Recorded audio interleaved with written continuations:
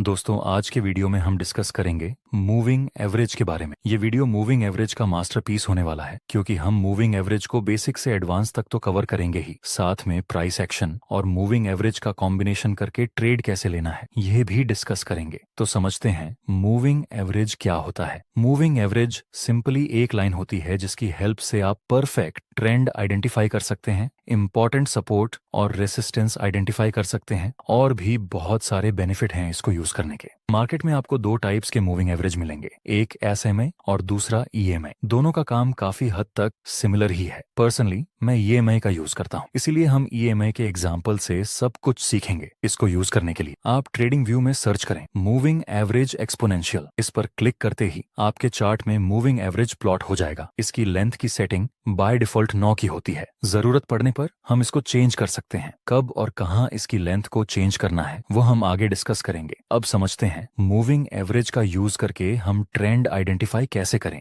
जब moving average price के नीचे होता है तो इसका मतलब ये है कि ये एक अपवर्ड ट्रेंड है, और जब मूविंग एवरेज प्राइस के ऊपर होता है तो इसका मतलब है कि यह एक डाउन ट्रेंड है। जैसे यहाँ आप देख सकते हैं मार्केट हायर हाई और हायर लो फॉर्मेशन में ऊपर की तरफ मूव कर रहा है। नेक्स्ट प्राइस तेजी से नीचे गिरने लगती है। यहाँ प्राइस काफी हद तक नीचे गिर चुकी है तो हर कोई बिगनर ट्रेडर को यही लगेगा कि अब ये अपवर्ड ट्रेंड खत्म हो गया और डाउन ट्रेंड की शुरुआत हो चुकी है। लेकिन एक बार हम मूविंग एवरेज को ऐड करके देखें तो प्राइस अभी भी मूविंग एवरेज के ऊपर ही है। इसका मतलब ये अभी भी अपवर्ड ट्रेंड ही है। हो सकता है हमें जो यह डाउन साइड की मूवमेंट मिली वह एक पुल बैक हो। अभी हम इसको डाउन ट्रेंड तो नहीं बोल सकते क्योंकि प्राइस अभी मूविंग एवरेज के ऊपर है और आगे प्राइस ने अपना अपर ट्रेंड कंटिन्यू किया अभी। नेक्स्ट एग्जांपल, यहाँ शुरुआत में प्राइस एक लोअर हाई लोअर लो फॉर्मेशन में नीचे आ रही थी और फिर एक बड़ा मूवमेंट हमें ऊपर की तरफ मिला। ऊपर की तरफ बड़ा मूवमेंट देखकर हम इसको अपर ट्रेंड कंसीडर नहीं कर सकते क्योंकि प्राइस अभी भी ईएमए के नीचे ही है और आगे प्राइस ने अपना डाउन ट्रेंड कंटिन्यू किया भी था। अब समझते हैं कि मूविंग एवरेज को हम सपोर्ट और रेसिस्टेंस की तरह कैसे यूज कर सकते हैं। यहाँ अभी प्राइस मूविंग एवरेज के ऊपर है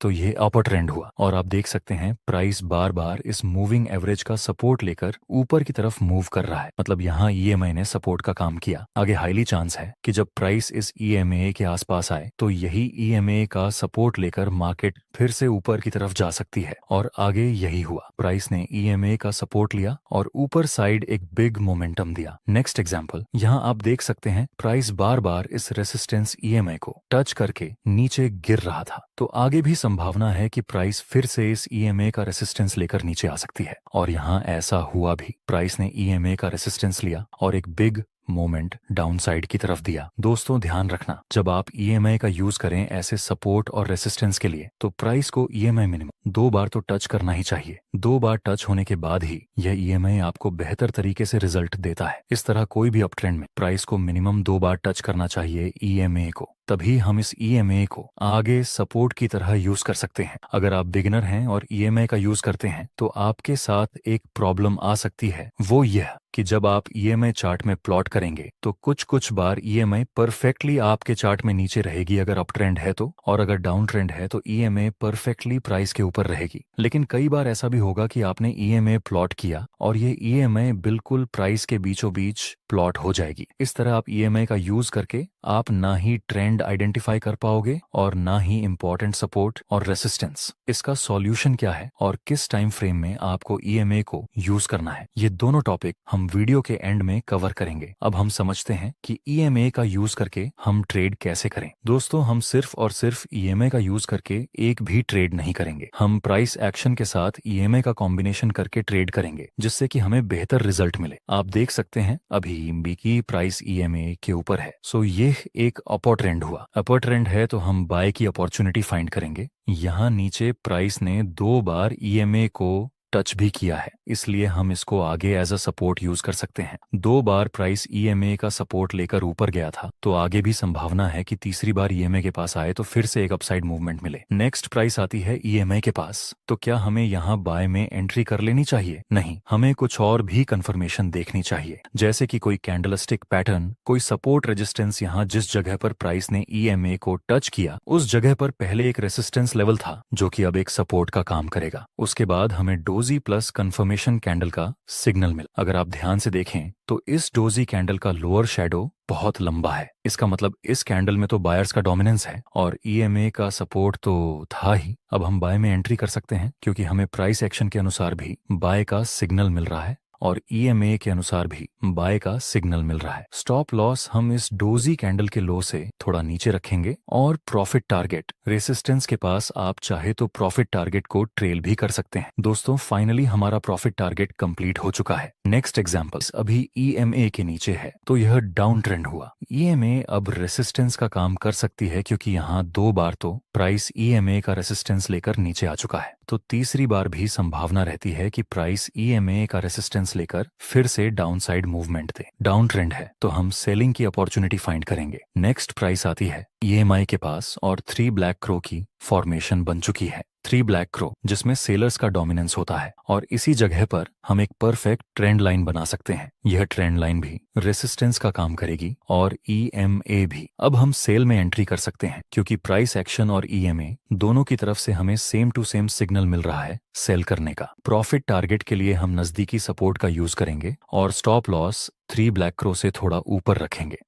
अब कुछ डिफिकल्ट एग्जाम्पल देखते हैं, जैसे कि यहाँ प्राइस ईएमए के ऊपर था, मतलब ये अप ट्रेंड हुआ। अप ट्रेंड है तो हम बाय की अपॉर्चुनिटी फाइंड करेंगे। जब प्राइस आएगा ईएमए के आसपास और प्राइस एक्शन के अनुसार भी कोई बुलिश कैंडल का सिग्नल मिले तब हम बाय में एंट्री कर सकते हैं। नेक्स्ट प्राइस आता है ईएमए के पास और फिर से डोजी प्लस कंफर्मेशन कैंडल की फॉर्मेशन मिली। यहाँ ईएमए का सपोर्ट है, ऊपर से कैंडलस्टिक पैटर्न का सिग्नल मिला। क्या हमें यहाँ बाय करना चाहिए? नहीं, ईएमए के सपोर्ट के पास बुलिश कैंडल का सिग्नल मिला, फिर भी हम बाय में एंट्री नहीं कर सकते। यहाँ बाय न करने के 2 मेन रीजन है। पहला, ये जो बुलिश कैंडल का सिग्नल मिला उसके नीचे सिर्फ और सिर्फ ईएमए का सपोर्ट है। प्राइस एक्शन के अनुसार यहाँ कोई भी इंपॉर्टेंट सपोर्ट लेवल नहीं है। ऐसी बुलिश कैंडल्स जिसके आसपास कोई सपोर्ट ना हो उनके ऊपर हम ट्रस्ट नहीं कर सकते। दूसरा, ये जो सपोर्ट था अब वह आगे रेसिस्टेंस का काम करेगा और कंफर्मेशन कैंडल एकदम इस रेसिस्टेंस के पास ही क्लोज हो चुकी है, इसलिए भी हम यहाँ बाय में एंट्री नहीं कर सकते। नेक्स्ट, प्राइस इस ईएमए को नीचे की तरफ ब्रेक कर देती है। कुछ लोग सिखाते हैं कि जब ईएमए ब्रेक हो और ब्रेकआउट के बाद कंफर्मेशन कैंडल मिले तब आप एंट्री कर सकते हैं, लेकिन दोस्तों ये बहुत ही रिस्की काम है। आपको रिटेस्ट का वेट करना चाहिए। आगे हम देखें तो मार्केट ईएमए का ब्रेक डाउन देने के बाद रिटेस्ट करने के लिए भी आता है और shooting star plus confirmation candle की फॉर्मेशन मिली। अब हम सेल में एंट्री कर सकते हैं। स्टॉप लॉस इस शूटिंग स्टार के हाई से थोड़ा सा ऊपर और प्रॉफिट टारगेट रखेंगे हम इस सपोर्ट के पास जो पहले रेसिस्टेंस था। आगे देखते हैं क्या होता है। हमारा प्रॉफिट टारगेट हिट होता है या स्टॉप लॉस। अभी अभी हमारा टारगेट कंप्लीट हुआ और तुरंत ही मार्केट ऊपर चला गया। ये ट्रेंड तो डाउन का है ऐसा समझ के अगर हमने बड़ा प्रॉफिट टारगेट रखा होता और ये इंपॉर्टेंट लेवल को इग्नोर किया होता तो हमारा टारगेट हिट होने से पहले स्टॉप लॉस हिट हो जाता। इसलिए सपोर्ट और रेसिस्टेंस को हमें इग्नोर नहीं करना चाहिए। इस स्ट्रेटेजी की एक और खास बात है जिसको मैं पर्सनली फॉलो करता हूँ। यहाँ प्राइस ईएमए के ऊपर है लेकिन प्राइस और ईएमए के बीच में बहुत ही ज्यादा गैप है।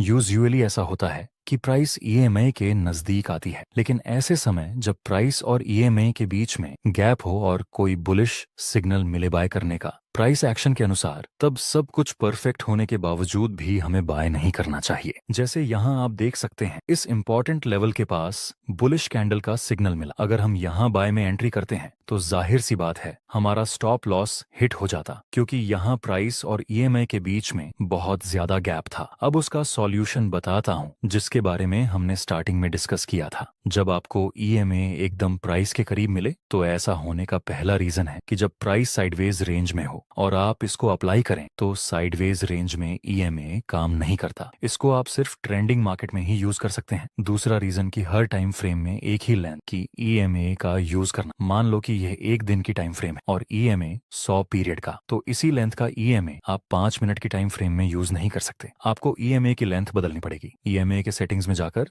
लेंथ वाले ऑप्शन को सिलेक्ट करना है। बाय डिफॉल्ट इसकी लेंथ 9 की होती है। आप यहाँ इसकी लेंथ चेंज कर सकते हैं। स्मॉल टाइम फ्रेम के लिए आपको ईएमए की लेंथ कम रखनी चाहिए, जैसे 9, 12, 21, और बिग टाइम फ्रेम के लिए आपको ईएमए की लेंथ बड़ी रखनी चाहिए, जैसे 50, 100, 200। जैसे जैसे आप ईएमआई की लेंथ बढ़ाते जाएंगे उसी हिसाब से ईएमआई और प्राइस के बीच का गैप बढ़ता चला जाएगा। जैसे 9 ईएमआई प्राइस के बहुत ही करीब होती है, 21 उससे थोड़ी दूर, 50 उससे भी दूर और 100 और 200 ईएमआई प्राइस से बहुत ही ज्यादा दूर होती है। Generally most of the trader 9, 21, 50, 100 EMI का यूज करते हैं। दोस्तों, ये वीडियो आपको कैसा लगा? अपना रिव्यू कमेंट में जरूर बताना।